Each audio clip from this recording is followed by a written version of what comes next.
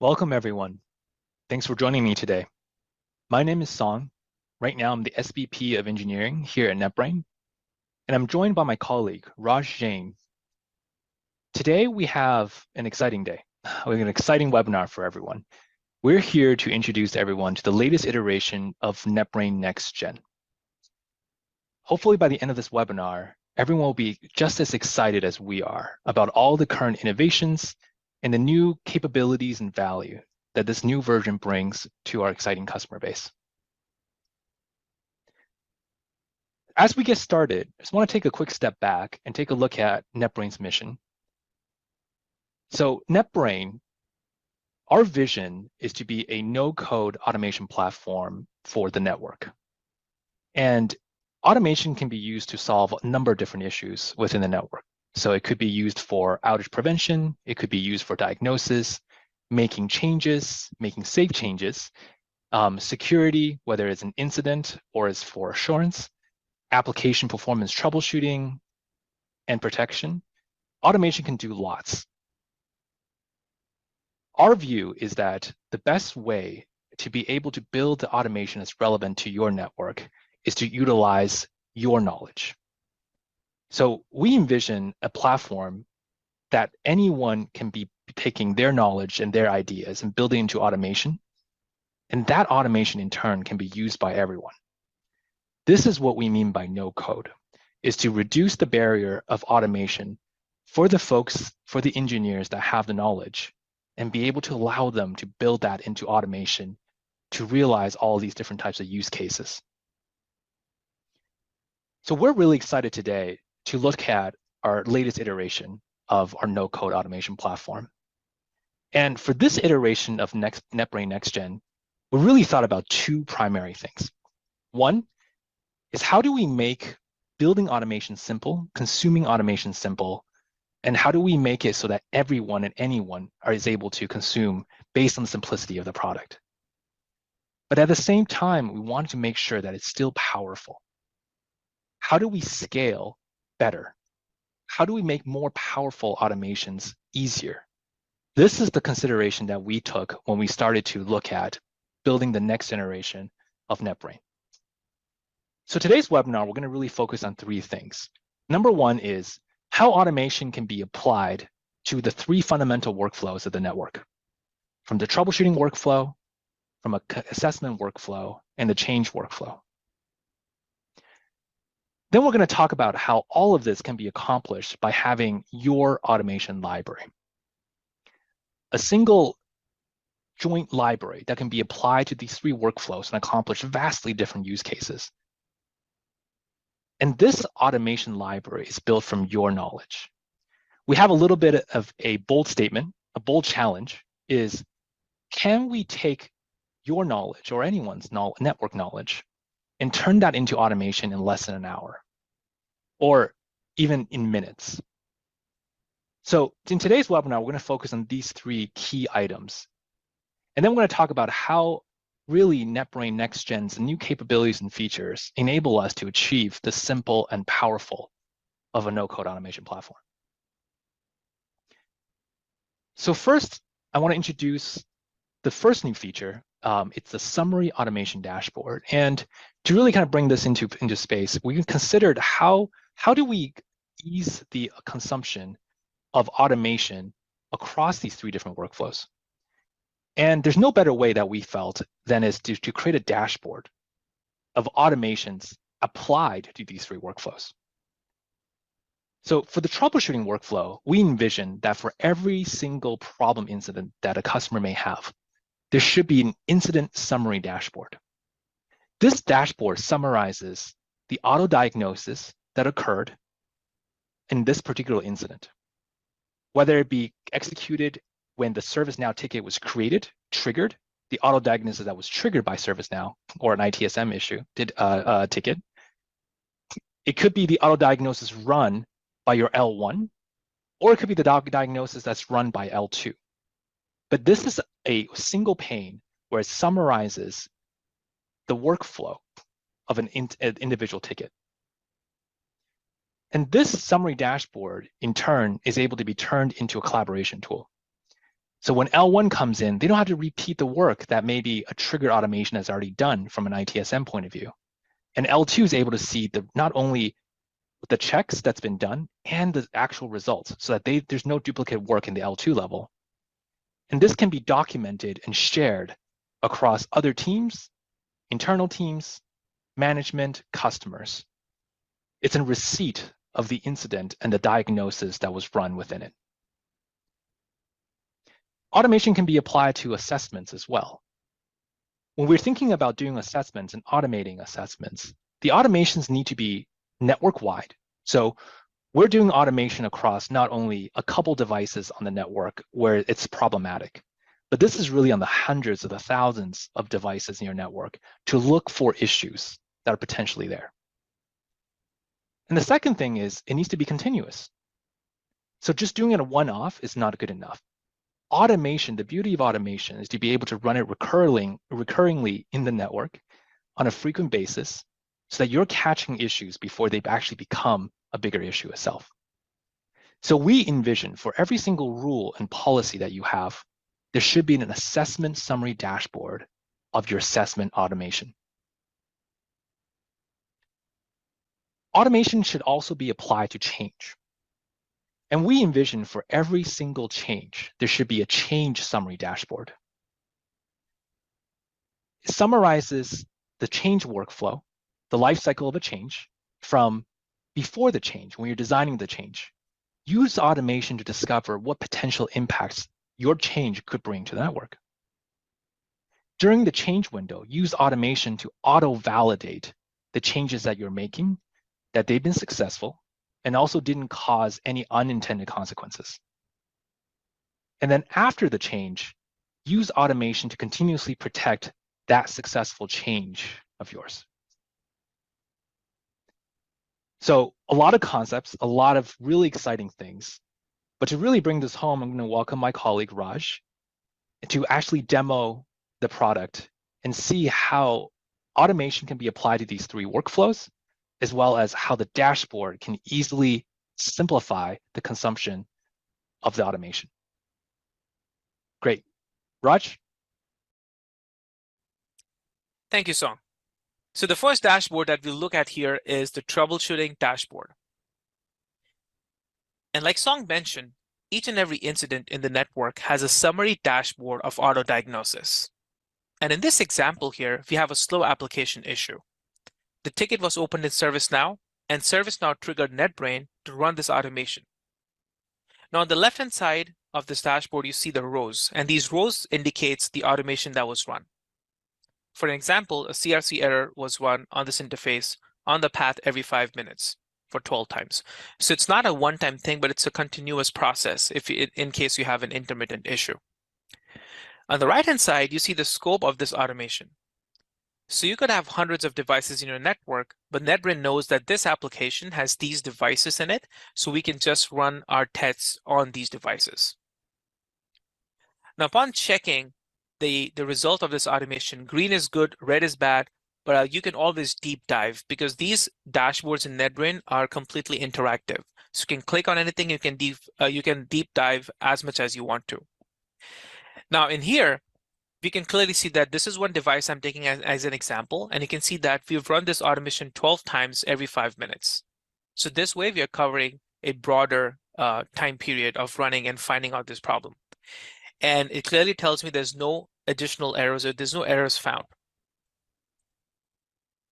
And if you wanted to visualize this problem, that we also have a way to do it. Like for example, if I look at this ping to destination, there's too many devices, there's lots of data, so it could be a little difficult to consume all of this. So what I can quickly do is I can jump into the map that this automation was run on top of. And this is beautiful because NetBrain visualizes the problem for you using its digital twin model. And not just that, but then it also runs these automation or intents on top of it to indicate or find out if there's any errors. So we can clearly see no errors, everything is green, that is good. So let's jump back to our dashboard. Now that a lot of the groundwork has been done, the L1 steps in and they look at this issue and start further diagnosing it. So we have an automation library that you can leverage and you can run automation from it. So our L1 over here was able to perform 2 checks. They were able to check for device reboots and they were able to check for CPU memory. Something very simple, but we can run this for an extended period of time. And we can clearly see the engineer's initials right here. We can clearly see how long this has been running. So I don't really necessarily have to keep diving deeper into the dashboard, but this is for me to have this single pane of glass where I can see all these results. But L1 was smart enough to collaborate with this. So now that you have this common collaborative platform, our goal is for this summary dashboard to transform into a collaborative troubleshooting platform. So this way, the engineers can do their work and they can upload all of their information, all of their findings into this dashboard, which can easily be then shared with other engineers and people and the stakeholders. Next, as an L2, I come in and I start looking at what are the findings. And there's probably a couple of things that I would want to run on top of this. For example, look for config diffs. Look for QoS checks because it's an application problem. And then I was able to go find this one problem in that device.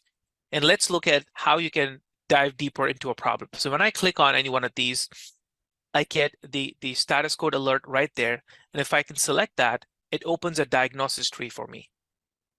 And this diagnosis tree basically tells me the story of what's been happening in the back end. Because to look at the dashboard, it's pretty simple, pretty easy to understand. In the back, there's hundreds of these checks running. So in this case, we were just able to take these 5 devices and run some QoS, class map, policy map, config checks. And then the policy map config shows an error, which means there is a problem. I can quickly jump into it and tells me what the problem is. And I could also do a side-by-side comparison to find out where that problem happened. And it definitely looks like a typo. So this is a before and after presentation. So let me X out of this. So this is how easy it will become for you to go from a ticket to troubleshooting. And the cool part about this is a lot of the work has been automated for you. And as an L2 engineer, you could do a post-mortem analysis and you could share this dashboard with the stakeholders. So if it's your boss who wants to take a look at it, if it's just a read-only access for an external client who wants to take a look at it, you could do that. So now we've seen how automation was applied to a very small area, the area of the incident. Now we can take the same logic, similar automation, and do a network-wide assessment. Now what you're looking at right here is highly customizable. So I customized this to look at automations that make sense to me. So you're looking at a daily network assessment. When I step into the office in the morning, what are some of the things that I want to make sure is working? Number one, the applications, they have to be up and running. And if there is a reachability problem, if there's a failover issue, if there's any increasing errors, QoS problems, I would know it right away. And this is running every single morning, 6 o'clock. I could increase or reduce the frequency based on how I need to see it. But this is, like I said, it's a daily check. And each of these that you see on the left-hand side, like I said, these are automation that have been running. And on the right-hand side, now instead of devices, I'm looking at regions. Because there's a high possibility that one application does not just entirely stay in one region. It can go across multiple regions. And I want to see if I'm able to go reach that server from all these locations. Now, if you scroll down, there's a lot of these other tests that is important to me, like network performance. I don't want to wait for the whole day to see my results, but this could be a little more high frequency. Every 2 hours, looking at critical interfaces, looking at CPU, memory, some very basic checks. So a little more deeper check is looking for fault tolerance, for example, right? I want to make sure that my failover does not fail. So I'll be very proactive about it. I would want to run these tests on a regular basis and be alerted if something is failing. The same goes with my routing health, my backbone network. If there's a routing change, if there's a neighbor going down, I have to be alerted, right? So this is, again, running every 4 hours up on the screen. If something fails, I can either look at it, I see the visual representation, or I can also set it to send me an email if something fails. And of course, depending on what you would want to see on a day-to-day basis, security definitely plays a major role. And here I'm majorly feeding data off the CVE and NIST recommendations. So my checks are very detailed. For example, we're looking at telnet-enabled devices. We're looking at disabled SSH devices, SNMP v3 devices disabled. So we basically have a laundry list of things to do, but it's extremely difficult to perform everything manually. So NetBrain runs these hundreds of these automation in the back across my entire network, across multiple regions, and tells me whether or not something has failed or successful. And last but not the least, the config drift. This is extremely, extremely important to me because every day when I log into my office, I want to see if anything changed in my network, if my golden rules of my golden config has drifted away, if the rules that I've set for my network is being violated because someone made a bad change. So I want to know what's happening in the network, and nothing better than a config drift dashboard. Now, like I said, this is all clickable. I could click on each and every one of these, look at the problem, and see exactly why this is happening. But for the interest of time, I just wanted to kind of show you what a typical summary dashboard would look like if I'm doing a daily assessment. Now, you could have security-focused dashboards. You could have a network performance-focused dashboard, application dashboard. That's the goal. But here it's just an example.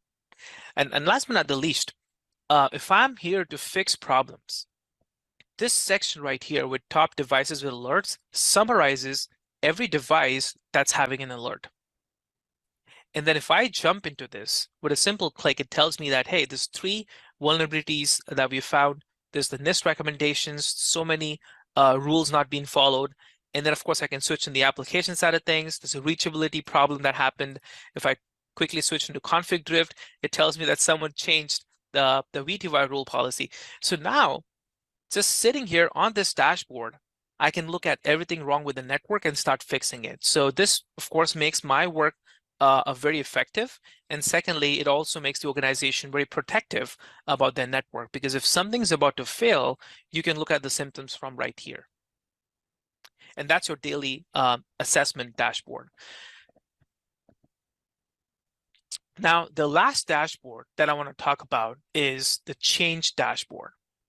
Every change in the network has to have a dashboard. Now, why do I say that? Because the change is not just a one-time thing that you do a change and you're out, but the change could have consequences. So let's understand what this dashboard helps us with. The first thing, it's a route change. So let's look at these checks from a route change perspective. The first thing I want to know is my existing golden rules violated? And then this is before pushing out that change. So what does this really mean? Now, if you think about it, when you're trying to push a change on a device, there are several dependencies that's very hard to formalize in and go check them. But now through this process, I can quickly see that, hey, when I have this device, I'm going to go through my golden config database and I'm going to find every rule that applies to this device. So I can be careful of not touching any of these rules. Okay, like for example, this is a route change. If it was an ACL change, there's an ACL golden rule. And I want to make sure that I'm not jeopardizing any of these other ACLs, because I want to add an ACL, right? So I just want to make sure everything is green here, even before I could push that change. Potentially impacted application is also amazing, because now you know for a fact that this device that I want to push this change on could be part of various applications. So I would go into my critical application database. I'm going to look through this device and find out that there's 2 applications, my DB3 application and DB1. These are basically databases in different locations. And I want to make sure that everything is green even before I could go push that. But now I know for a fact that these applications need to be checked post the change so that I can be verified that, hey, there's nothing failing in my network. So quickly getting into during the change. So now we spoke about what do we do before, but during the change, and again, this is the change window we're talking about. So during the change window, there's certain things I want to take care of. Number 1 is their server connectivity, right? Number 2 is my golden rules changing, the ones that we already discussed. Number 3, are my applications okay? And number 4, did I validate the change that I was supposed to? The route that I'm adding, did that go through? And is it okay? Right? So it looks like everything is green, which is good. Okay, if I see any red right here, I'm going to roll back my change. And lastly, After change is more of a postmortem kind of a thing. So now that you've added this route and you want this route to be this golden route, you don't want people to come and change it, and you want to do a stability check for extended period, what I can do is I can do a weekly check on validating my route stability. And what I'm going to do is I'm going to go add this back to my daily assessment or my weekly assessment. So this way, this is not this one-time check that some engineer performed right after the change, but this becomes a continuous network assessment change, right? Check. So every single week, I'm going to go check for that route instability. So this way, like I said, you're also preventing your network from that config drift, because it is not catching a config drift is one thing, but then preventing your network from a config drift is another. And this is your ideal scenario where you want your network to be protected at all times. So here is how you could apply the summary dashboard concepts in troubleshooting, assessing your network daily, and then for your each and every route that you have in your network. With that, I'm going to pass it back to Song for some more insight on the product. Fantastic. Thank you, Raj. Now that was very cool. So just to summarize what we just seen from what Raj has demonstrated, we have 3 dashboards, each a dashboard of automation applied to our 3 workflows. For each problem incident, there was this incident summary dashboard. For each rule and policy, there was an assessment summary dashboard. In this case, it was a daily health assessment. And for each change, there was a change summary dashboard. Now, in the beginning, we talked about, well, this is all great, but where is this being powered by? And this is now where we introduce, and if it's all of this automation is powered by our evolving automation library. When this library is being applied on the map of a problem active devices, this is where that library of common diagnosis, past problems, various different golden rules, assessments can be used just on the devices that may have the issue. So if it's a critical path, critical application, it could be just devices on the path. If it's a site, just the devices on the site. Applying this library across the entire network continuously will generate the assessment summary dashboard.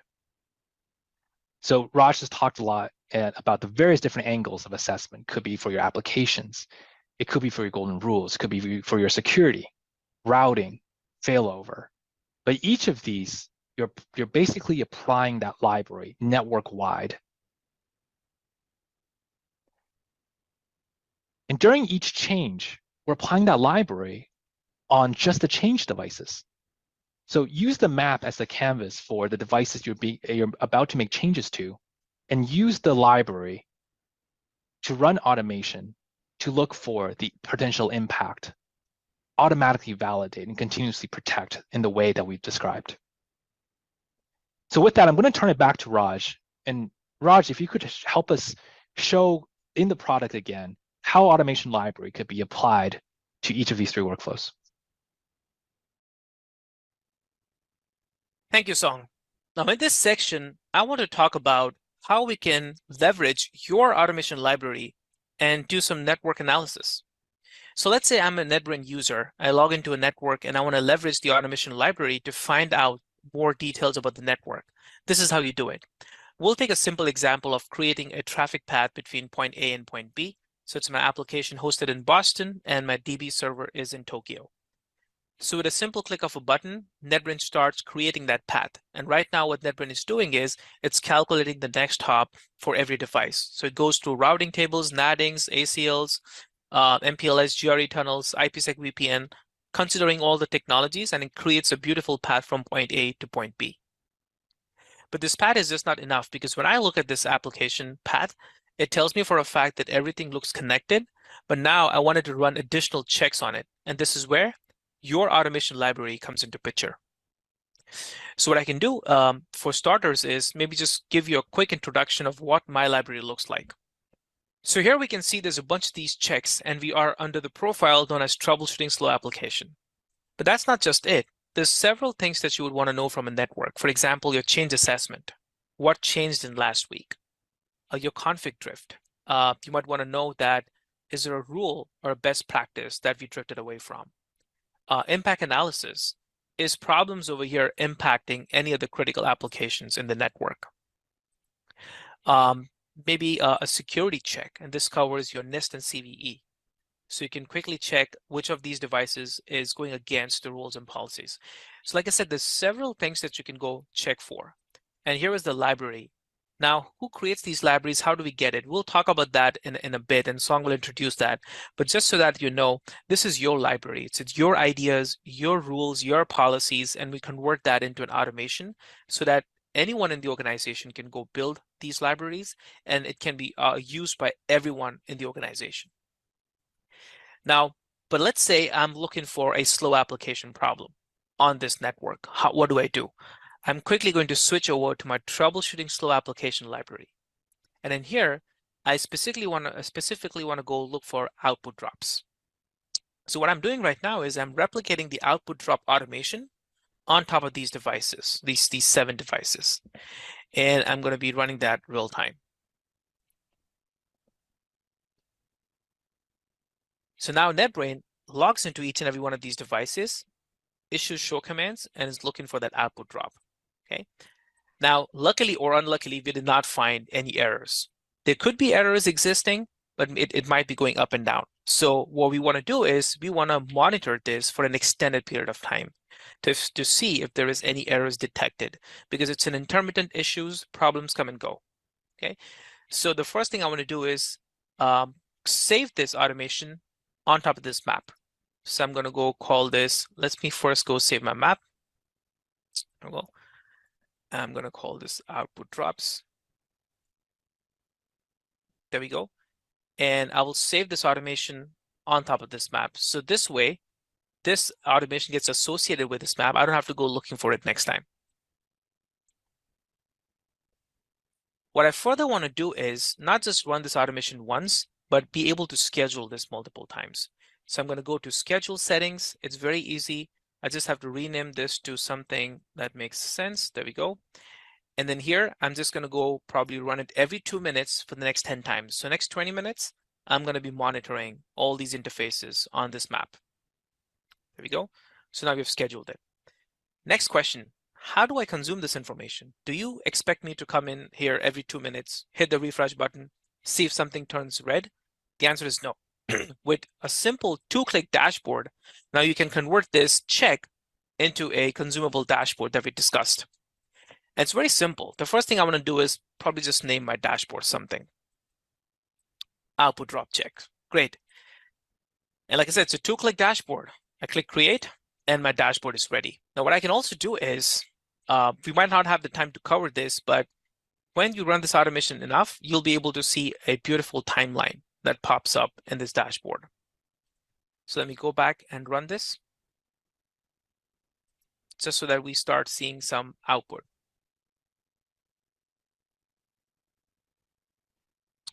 There we go. So ran this one time. Let's come in and refresh this. Beautiful. Now here we get the intents that we have run, the automation. We see that this has been executed 4 times. I manually just did, but we've also scheduled this to run every 5 minutes.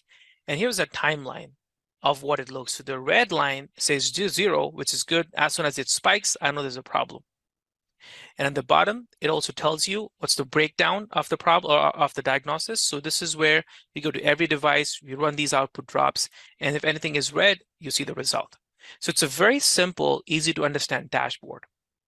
But what I can further do is, let's say I wanted to collaborate with some of my other teammates and have them troubleshoot this problem further. I could just be L1, I could just be doing a simple test. What I can do is I can add this to a summary dashboard. And I'm going to create a new one. Okay, so let's call this dashboard troubleshooting slow application. There we go. And I'm going to add it to my personal dashboard. And this particular check is the output drop, because there could be several other checks in that troubleshooting slow application. There we go. And let's quickly jump into that dashboard.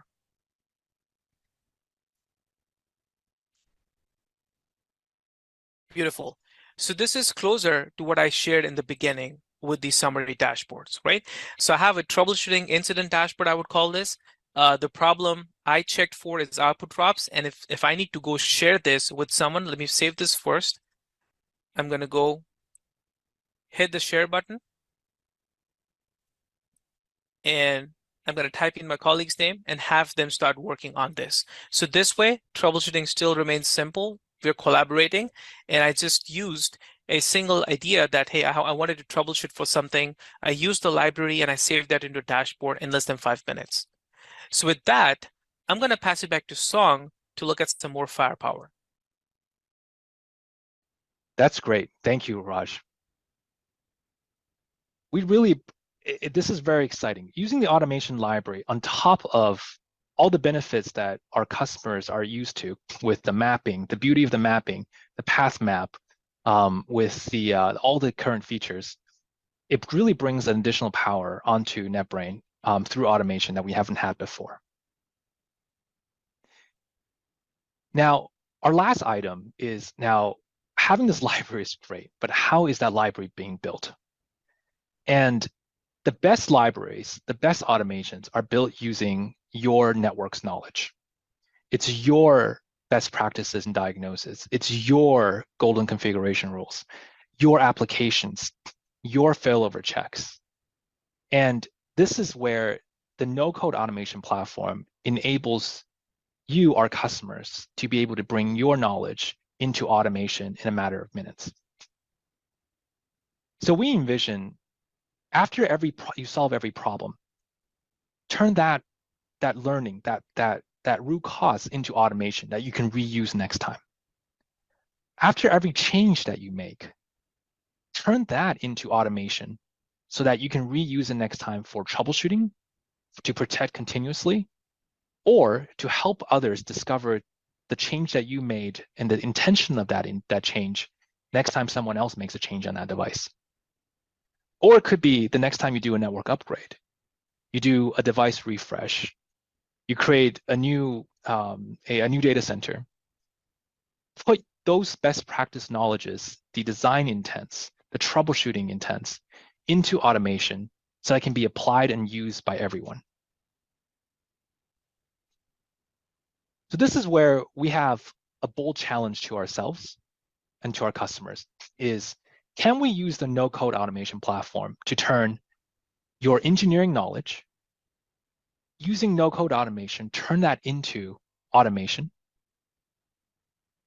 replicate that network-wide to all the relevant places where that automation may apply into a library that then you can use.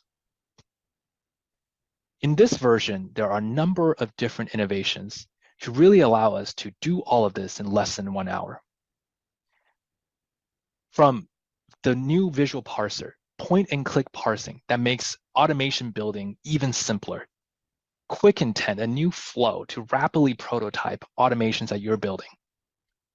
A new intent replication wizard to make it very easy and much easier for someone to turn their seed automation into an automation that can really scale to the entire network. And then last but not least, what we've seen from the summary dashboard is an excellent way to summarize and visualize the power and simplicity of automation. So for the last time, I'm going to turn it over to Raj. Raj, if you could help us show how an idea or knowledge can be turned into automation and consumption of the automation in a matter of minutes. Raj? Thank you, Song. Now what I will talk about is how do you take an idea and convert that into automation in less than an hour. But for this demonstration, I'm going to do it very quick. And you will realize that someone like me who does not really have a scripting or regex knowledge could just with a few simple clicks create customized automation. Okay, so the first things first, I want to be able to go map out a device. So let me look for my Boston router. There we go. I'll drag and drop this guy here on the map. And I'll do a very simple check for the sake of time, and I'll do an MTU check. So what I'm creating essentially is going to be an intent, right? That's an automation. Now, we have a section known as quick intents, with the help of which you can quickly retrieve any command and start building an intent around it. So if I'm doing an MTU check, for example, I would do a show interface. So let's do that real quick.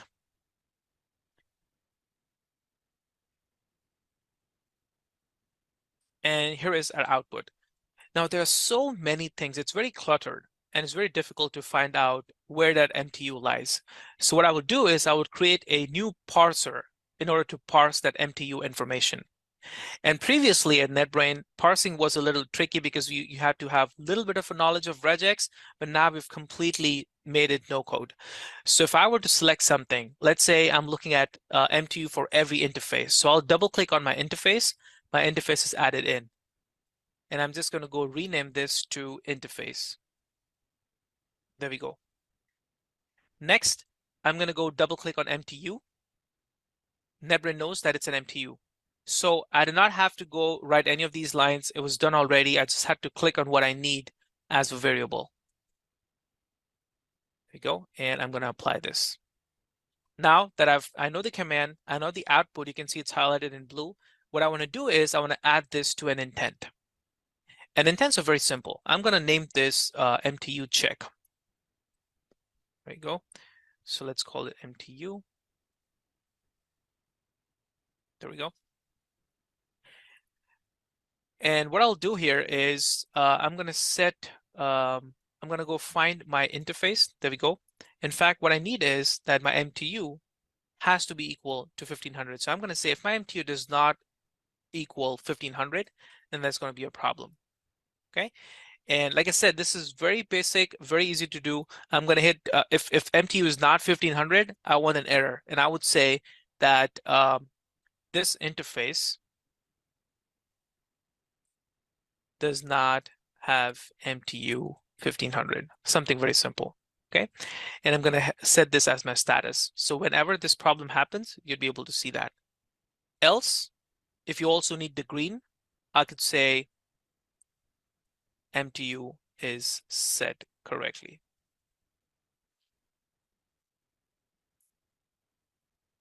There we go, okay? Very simple check. And I'm gonna go create. So I like to call this three-step process to go from an idea to automation. The first step is to create the automation, okay? And this automation I can run quickly on this device just to test if this is working. There we go. And we found a bunch of interfaces that does not have MTU 1500, which is good. Okay. Next, I'm just going to go save this and I'll call this my MTU check. There we go. And I will repeat what I did with the output drop. I'm going to save this automation on top of this map. But now, instead of running this just on this device, my intent is to be able to run this throughout the network. So what I will do now is I will replicate this throughout my intent network using the intent replication wizard. This is a 4-step process, very simple. It basically will ask you that how do you want to replicate this intent, okay? So the first thing I would do is I'm going to replicate this intent into my database table, okay? Next, it's going to ask me, hey, do you have a device group that you want to associate this with, or how do you want to define your search criteria? So I have a device group with, let's say, all the Cisco devices. So let me quickly scroll down and say Cisco iOS switches or devices, right? So let me select any one of these. There we go, 23 devices.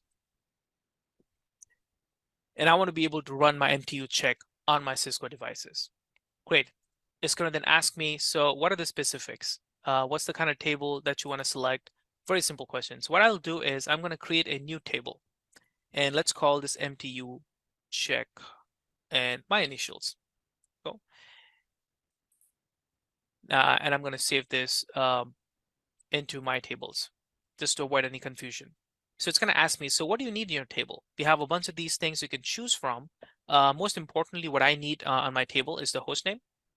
And that's pretty much it, and the output of that intent. So I'm just going to go save this right here.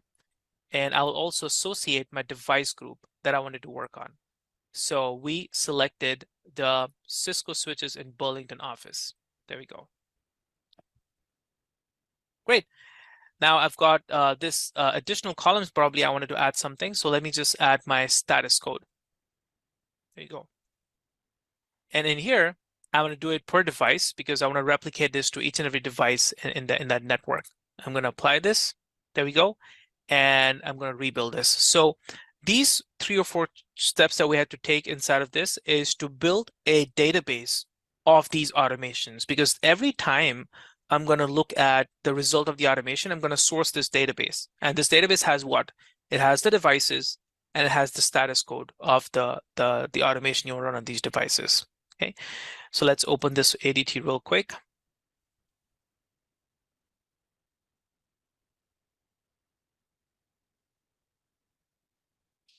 And look at that beautiful part. So it found all these devices for me, and it told me what these host names are. It tells me what the replicated intent is, and it still didn't do the status code because we haven't played the intent yet. So what I'm going to do is I'm going to run these intents real time just once from live data. So we have the latest information. And then if you just wait for a couple of minutes, you will start seeing the greens and reds right here.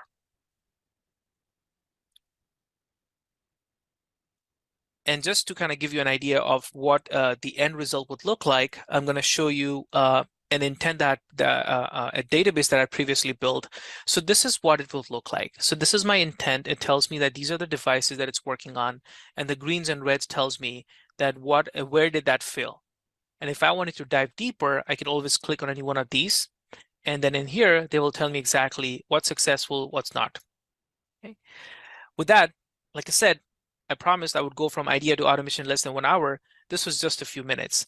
This is one idea that I converted into automation and made it available for everybody to use. Okay, but let's say that you wanted to consume this information. You don't want users to be getting into the database and looking at output. What I can do from here is I can convert this into a dashboard. So just one simple click of a button, it says new intent dashboard, because dashboards, like we discussed, are very simple to use and consume. So I'm going to call this my MTU check RJ dashboard so that people know that's me. And I'm not going to touch anything. So like I said, 2-step dashboards, very easy to create. And this will quickly take me to this dashboard.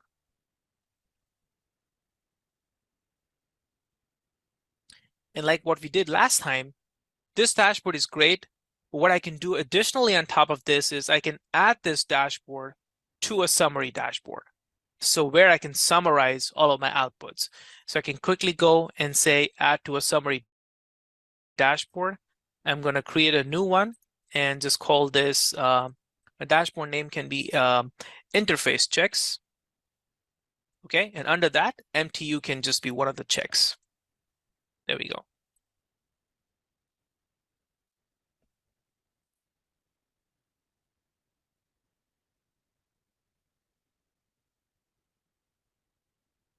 Go.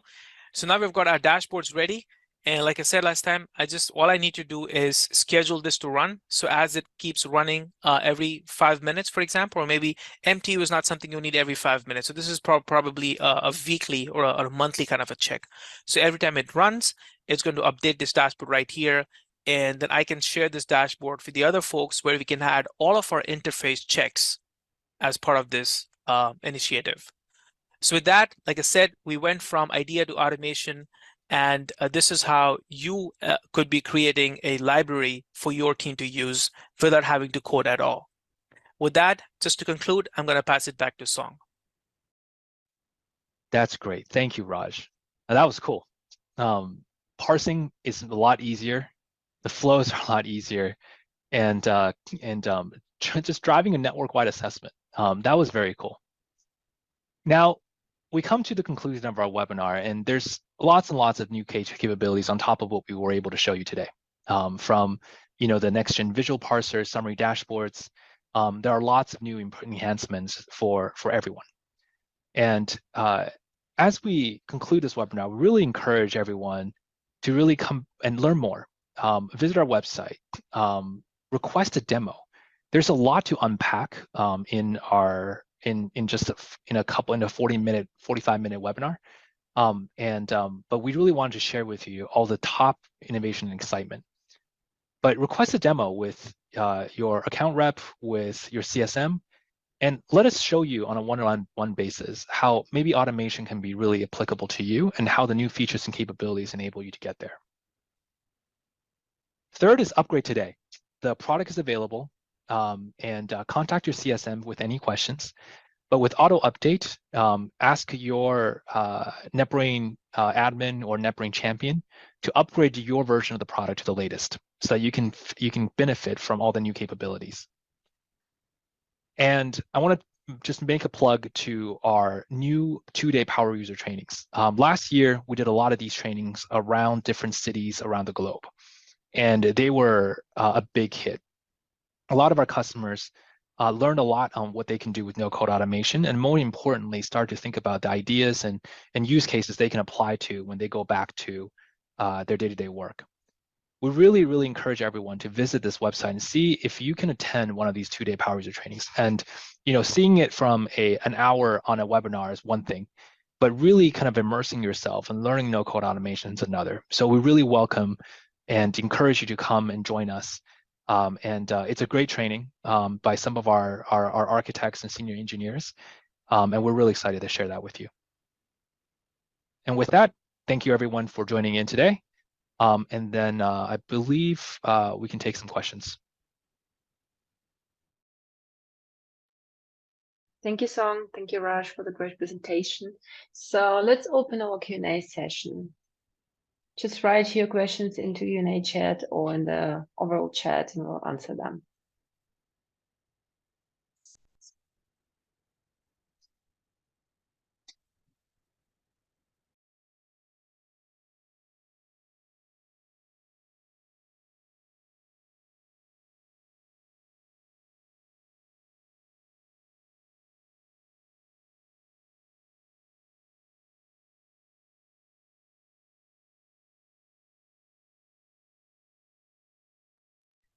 So the question is, could you share the recording? Yes, we will share the recording. It will be there tomorrow.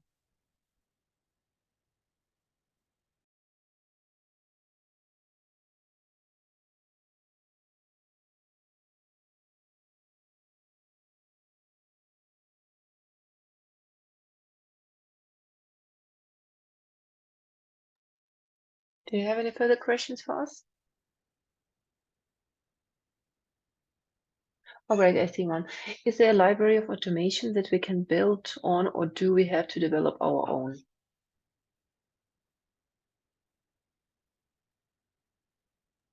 Hello, Karina. I can answer this one. Can you Great. hear me okay? Mm-hmm. Yes, I'm Dave. I'm a senior pre-sales engineer. So yes, that's very good. So the answer is both, actually. So NetBrain has an IBNA library for which there's over 170 different pre-built networking intents. But also you can build your own. I mean, as you saw from Raj's demo, NetBrain is designed for you to be able to build your own intents and build your own automations. A lot of the time, it's your network. Yeah, so you want to build your own because you're looking for things which are specific. But the beauty of it, it's all no code. So you don't need to know anything about Python scripting or regex or anything like that. All you need to know is the networking. Yeah, what is the problem you have? What do you need to look for? And what are the key tests? So the answer is both. So I hope that answered your question. Okay. And then we have another question. Can we make automation for ping test of every device in network? So what you do, you probably wouldn't want to do that immediately because it would probably flood the network. But yes, you can certainly create a ping test and you can certainly put a variable in. So one of the things you can do with an intent. So again, this is why. So I would recommend actually for a question like this, come on the power user training. The power user training is really good. It's 2 days. And you go into in-depth for questions just like this. Yeah. So actually, can we make an automation for a ping test? Very much so. For every device in the network, or what you can actually do is you can certainly create a ping with a variable. So ping IP address. Yeah, and then you can pass different devices to that and it will ping them. And it's particularly useful to do that. The actual workflow and the way you do this typically is you'd use that for you'd use something like that. Say you had a problem. Let's say you wrote an intent and your intent was to look for an OSPF neighbor change. So you did show IP OSPF neighbor. And so you'd create an intent to loop through the output of that. Again, dead easy, no code automation. And you'd look for the neighbor status. Now, let's say the neighbor status wasn't what it should be. Let's say it was no longer full or whatever. Yeah, you could then do a follow-up intent, which would ping the neighbor, and you could pass that as a variable. You can do all of that, and also for things like paths, yeah, which is what we saw, what Raj was showing you. You can actually create network intents which can ping neighbors. Yeah, so yeah, and you can automatically, you can just do a very simple intent, but it can work it out. It can say, well, actually for this, and again, you need to come on the power user training, and they will take you through all of exactly how you do that, and it will ping the neighboring devices. Oof, there's Great, more thank as well. you, Dave. Yes. Yeah, there are a lot of questions. Let me go through some of these, because some of these are really, really good, actually. And so there's two of these together from Tomas. So Tomas, you've asked a couple of good ones, actually. CLI data was passed, and also can other sources of data other than CLI be sourced? I'm going to answer both of these at the same time because they're related. Yeah. So one of them is, well, yeah, but they're related. So in terms of creating network intents, you can actually, to be fair, I've not done this myself, but you can actually do it with SNMP. But actually, the two main ways you'd mostly do it, and what I've seen, is either from the CLI or from things like Cisco ACI. You'd do it for things like the RESTful API. Yeah, so you can do it either way. Yeah, so they're the main two. But again, with the REST API, that's slightly stepping away from no code automation because you need to know the API. Yeah, but actually, it's still very simple, and you can actually pass it as a JSON format. And again, it's very, very simple, the same stuff that Raj was taking you through. But again, it's this time for the RESTful API. So very much for different ways: CLI, SNMP, but also API as well.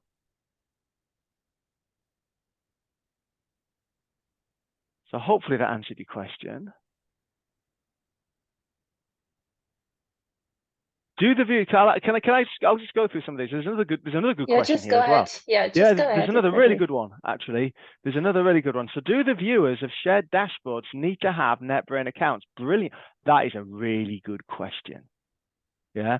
So actually, you don't need an account with very high privileges, but you currently, unless they've changed something in the very, very latest release, you still need to be able to log into NetBrain, but you need basically just a very low level account.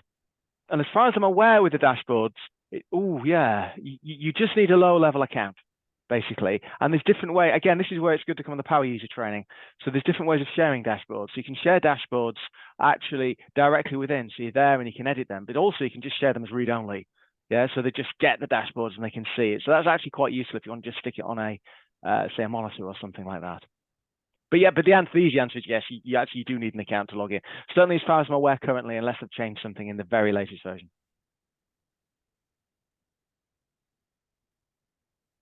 Yes, this is a really good one, actually. I'm going to answer one from Morton here. Hello, Morton. It's good to hear from you. So I'm going to answer this one here. Can you export intents from one NetBrain instance and import it to another NetBrain instance, like when sharing it with a customer? Very much so. In fact, there's a whole load of stuff you can do. So again, it's worth actually investigating the intent-based automation center within NetBrain for the existing customers. So what you can actually do there is actually create a library of intents and export it, and then import an entire library of intents to a different system. Yeah. So the answer is very much, and there's all sorts of different ways of doing that. Yeah, of being able to create intents and then export them and share them with different systems.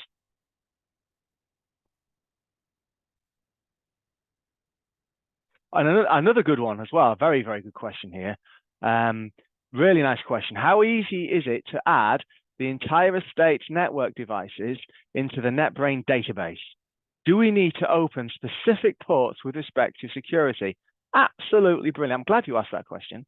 So actually, for that one, that's a really good question, actually. The easy answer is you need to open ports 22 for SSH. You need to open whatever you need for SNMP access. And again, the same for 80, 443, whatever, for RESTful API. So the answer is, if you think about NetBrain, effectively is doing the work, it's automating the work of your network engineer. So you think the ports they would need if they're on site, and what access they would need. So they need CLI access to the device, they need SNMP access to the device, and also RESTful API access. It's those three. Now, the interesting thing is, very quickly, because it's a good question with a subtle answer, NetBrain's actually quite flexible in terms of its architecture. So NetBrain's an on-premise solution, so yes, you install it on site. But actually, there is a component of NetBrain which is called a front server. And so the front server, you could think of it as an agent. It's not really, because by default, it's part of the main NetBrain application server. But actually, you can install it as on a standalone server. It could be Linux, it could be Windows. And so actually, sometimes, rather than say, well, actually, I've got my main site in London, and I'm trying to access some devices in Newcastle or wherever, or Paris. Yeah. What you can do is just drop a front server into the remote site.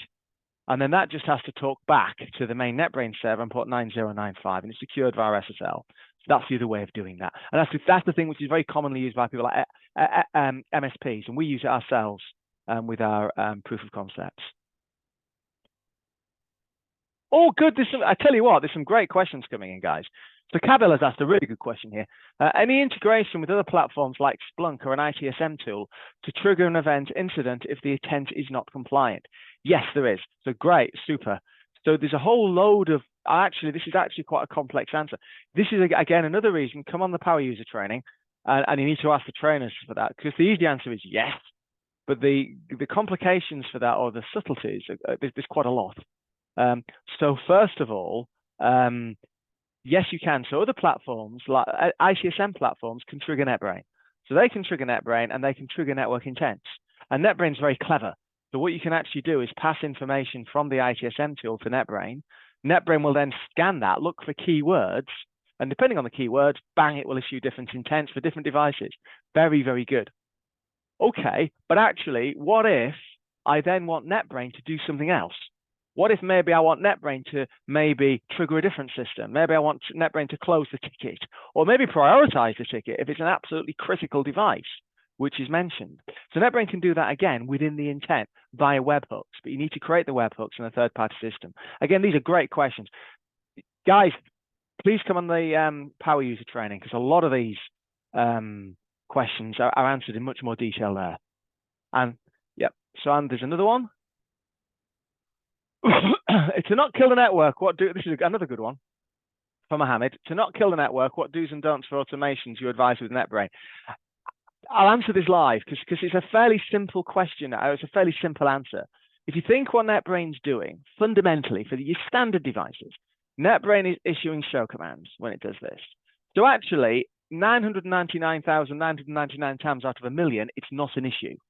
Yeah, because it's simple text. And if you think the entire works of Shakespeare are just in a few K, so it's hardly ever something you need to worry about, because it's just simple text.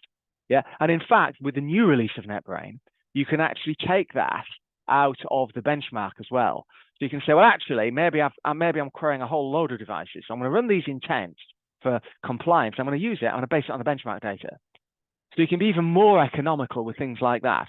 So again, all I would say is if it's a particular command that you would never dare issue manually on a device, maybe you've got a router with a million routing tables or whatever, so you would never issue it manually, then you probably wouldn't want to get NetBrain to do that either. But apart from very rare instances like that, it's not something you generally need to worry about. Yeah, because it's just text. Can we share the dashboard with the function portal? Not yet. Good question, but not yet. But again, might be coming. Without the need to consume a seat license. Yeah, that's that's something I need to think about. We need to do a bit of digging. My current understanding is I do believe the dashboards do require a seat license. So just for awareness for others on the call, others on the webinar. NetBrain, part of the licensing of NetBrain is a seat license. So how many users can be concurrently logged onto NetBrain at the same time? And that's just part of the NetBrain license. And there's no actual limit, but it's just part of your license. The limit is your license. So it could be 2, 3, 4, 10, depending on what you buy. So things like the function portal and things like the incident portal, which are used for collaboration, they don't consume licenses. So they're a brilliant way of actually being able to allow other users, management, or maybe very junior staff, to actually see what's going on. Yeah, people who don't really want to allow access to the NetBrain GUI, but they can actually see what's going on. They can see maps, they can see results and dashboards without consuming seat licenses. Fantastic. Yeah. Now, the question is, does the dashboards require a license? Certainly the full dashboards where you're in there and you can click and you can edit, they definitely do. Yeah. But I'm not quite sure whether, again, we'll just double check in the back end and we'll get back to you after the call, whether, because there is you can share them read only, whether that consumes a seat license. I need to double check on that because that's brand new. So I'll just find out for you.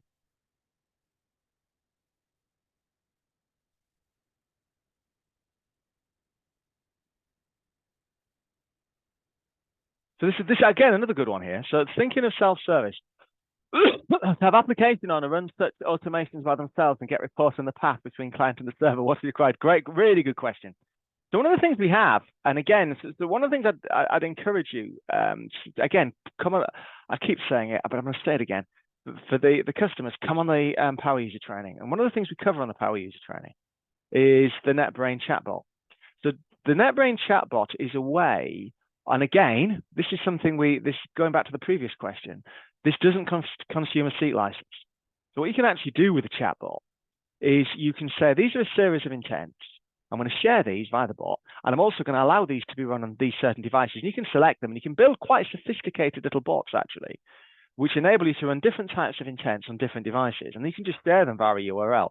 You require a login, but it doesn't require a seat license, which is brilliant. But the beauty of this is for just this question. Yeah. So it enables application users to do a bit of self-service and actually run checks on their applications without having to log into NetBrain or even know how NetBrain works. So again, it's going even further. If you look at what Raj was talking about in terms of automation, Raj was saying, well, actually, we're enabling automation for people who are network guys, but they're not programmers. So it's enabling automation and making it easier and easier and easier. The actual chatbot makes it even easier. It's like the next step beyond that. Yeah, but again, you need to create it, but actually then your users, your end users can consume it very, very easily.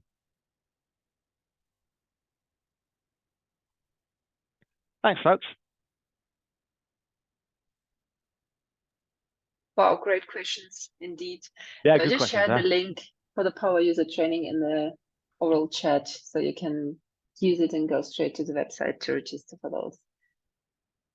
I will send the recording via email tomorrow.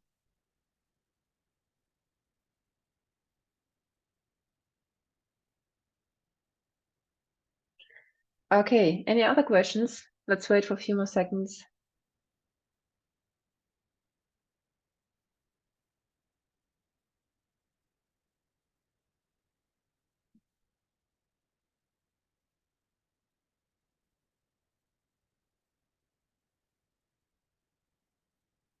Okay, it seems that we answered all of them. If you don't, yeah, okay, no questions left. If you don't have any other questions, or if you will get more questions later, just drop us a message and we'll answer all of them. And visit the links that we share with you, what's next, and request a demo if you have anything you want to see in NetBrain, or join our power user trainings. And we're happy to see you today here and wish you a great day. Thank you.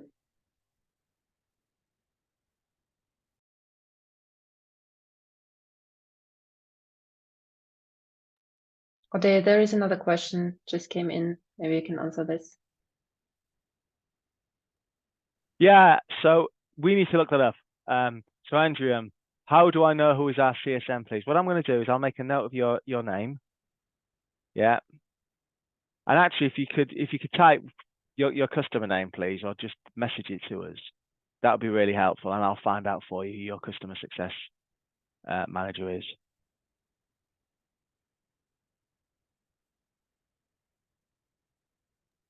Yeah, we'll connect you directly with your CSM manager after the webinar. Brilliant. Thank you. Thanks, folks. Cheers now. Have a nice day. Bye-bye.